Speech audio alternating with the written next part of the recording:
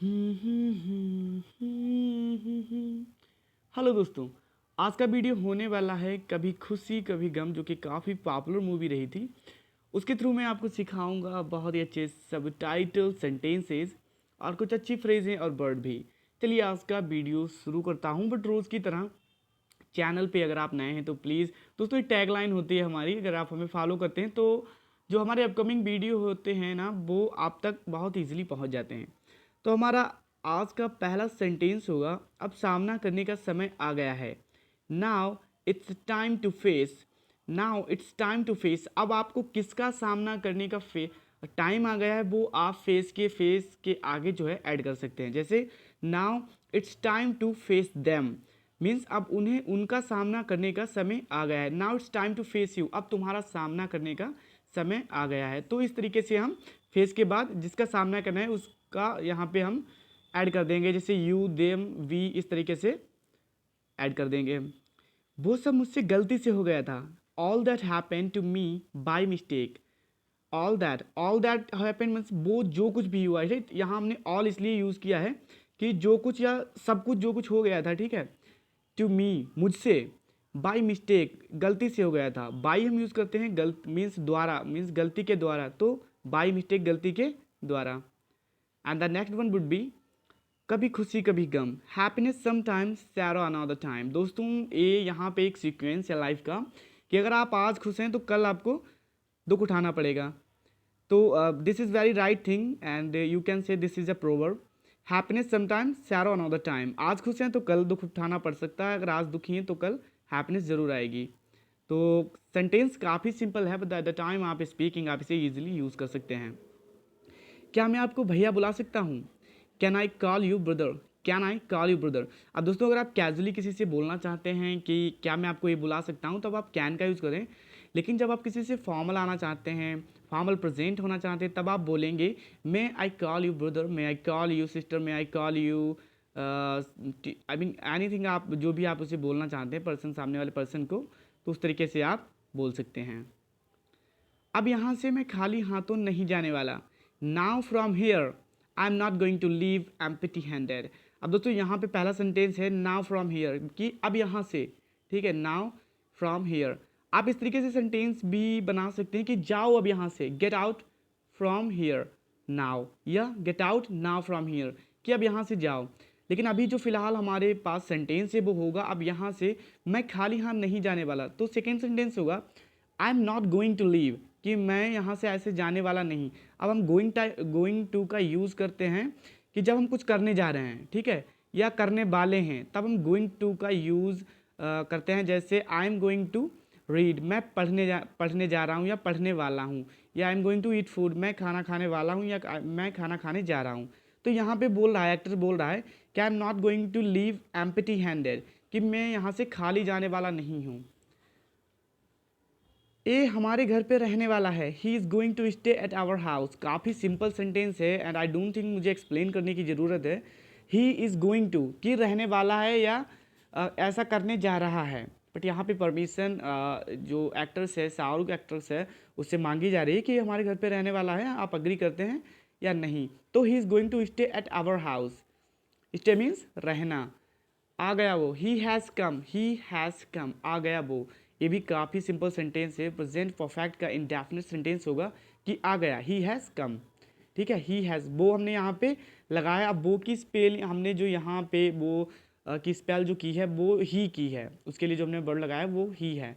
तो क्योंकि वो एक सब्जेक्ट है ना, तो हम यहाँ पे ही, तो इसका सेंस होगा कि आ गया वह, ठीक है। वो का सेंस होगा, अंग्रेजी हमेशा मैंने बताया कि सिचुएशन के अकॉर्डिंग ट्रांसलेट होती है। तो इसका यूटिलाइजेशन होगा ही हैज़ कम, आ गया वह। वो घर आपके बिना अकेला है, that house is alone without you, that house is alone without you, ठीक है। मीन्स वो घर अकेला है। हाउस क्या है दोस्तों, एक ऑब्जेक्ट है, तो हम इसके लिए दैट या दिस यूज़ करते हैं कि अगर आपके बिना अकेला है तो this house empty without you and that house is alone. Alone आप यहाँ से यूज़ कर सकते हैं, इवन लोनली भी यूज़ कर सकते हैं। तो दोनों वर्ड आप अकेले के लिए यूज़ कर सकते हैं कि आपके बिना घर अकेला है, आप घर चलिए please, please come to house, कि घर आइए, ठीक है। मुझे बताना तक ज़रूरी नहीं समझा, I didn't even think it necessary to tell, ठीक है। अब यहाँ पे सेंटेंस थोड़ा, यहाँ पे सेंटेंस अब मैं देख रहा हूँ क्योंकि मैंने इसे प्रिपेयर किया, बट यहाँ पे थोड़ा गड़बड़ है। यहाँ पे होना चाहिए थे तुमने मुझे बताना तो जरूरी नहीं समझा। तो सेंटेंस कुछ इस तरीके से होता है, you didn't even think it, कि तुमने ऐसा सोचा तक नहीं। डिडेंट का यहाँ पे जो कॉम्बिनेशन इसका अब्रीविएशन होगा did not. Even think so, even हम तब यूज़ करते हैं जब हम बोलते हैं कि यहाँ तक कि तुमने मुझे, मतलब कोई खास बात है, इवन तुमने मुझे यहाँ तक बताना तक नहीं समझा। जैसे हम हिंदी में बोलते हैं कि अरे यार तुमने मुझे बताना तक नहीं समझा, तब हम इंग्लिश में उसकी उसकी जगह पे इवन यूज़ करते हैं। इट्स नेसेसरी, नेसेसरी मीन्स होता है कि ज़रूरी, कोई ज़रूरी चीज़ है, काफ़ी ज़रूरी था, इसे बताना चाहिए था, जो भी फैमिली मैटर्स है या मैं कौन हूँ, मूवी के अकॉर्डिंग मैं आपको बता रहा हूँ। तो विद ऑल टुगेदर दोस्तों सेंटेंस बनेगा, you didn't even think it necessary to tell, तुमने मुझे ज़रूरी तक नहीं समझा बताना। मुझे तो इसका जरा सा भी अंदाज़ा नहीं था, I had no idea about it, I had no idea about it. काफ़ी सिंपल सेंटेंस है क्योंकि बात हो रही है something that has been happened, past में हो चुका है, उसकी बात दोनों कर रहे हैं कि मुझे इसका अंदाज़ा नहीं था कि कभी ऐसा हो जाएगा, हम प्यार में पड़ जाएंगे। तो इस तरीके से सेंटेंस अगर हम इसका इंग्लिश यूटिलाइजेशन करेंगे तो सेंटेंस होगा I had no idea about it, कि मेरे पास इसका अंदाज़ा नहीं था। अब कुछ ऐसा सरप्राइज़ कोई आपको देता है या कोई इंसिडेंट हो जाता है आपके नियर अबाउट, और तो आप उस टाइम इंग्लिश को बोल सकते हैं, सेंटेंस को बोल सकते हैं कि यार मुझे तो इसका अंदाज़ा भी नहीं था, dude I had no idea about it.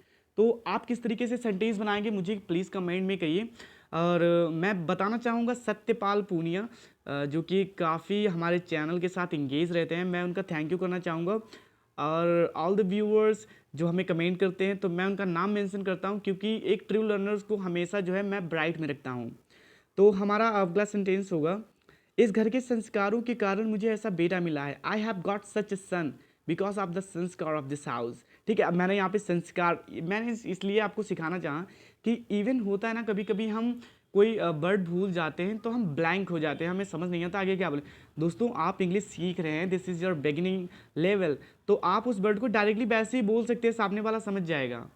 ठीक है, I can vouch for it, मैं इसकी गारंटी लेता हूँ, ठीक है, कि सामने वाला समझ जाएगा, तो आप उसी तरीके से बोल सकते हैं। तो आई have got a such a सन, क्योंकि मुझे ऐसा किसी पार्टिकुलर चीज़ कुछ कोई यूनिक है ना, तब हम उसके लिए सच सच यूज़ करते हैं। ठीक है, सच अ सन, सच अ सन, ऐसा सन, वैसे तो ऐसे के लिए हम यूज़ करते हैं सच, बट दोस्तों इंग्लिश सेंस के अकॉर्डिंग हम तब इसे यूज़ करते हैं आई have got a such a सन, कि ऐसा मीन्स एक बहुत ही अच्छा है, या अगर आप बुरे के लिए तब भी हम यूज़ कर सकते हैं आई have got a such a son, या I have got such a bad son, या सच अ गुड सन। इस तरीके से आप काफ़ी तरीके से इस सेंटेंस को यूटिलाइज कर सकते हैं। मैं आपसे जाने की अनुमति मांगने आया हूँ, I have come to ask your permission to leave, I have come to. ठीक है, अब यहाँ पे प्रेजेंट परफेक्ट का ये भी सेंटेंस होगा क्योंकि हैव यूज़ हुआ है ना, I have come to ask you, कि मैं आपसे पूछने आया हूँ या आपकी परमिशन लेने आया हूँ। Your permission to leave, leave means छोड़ना।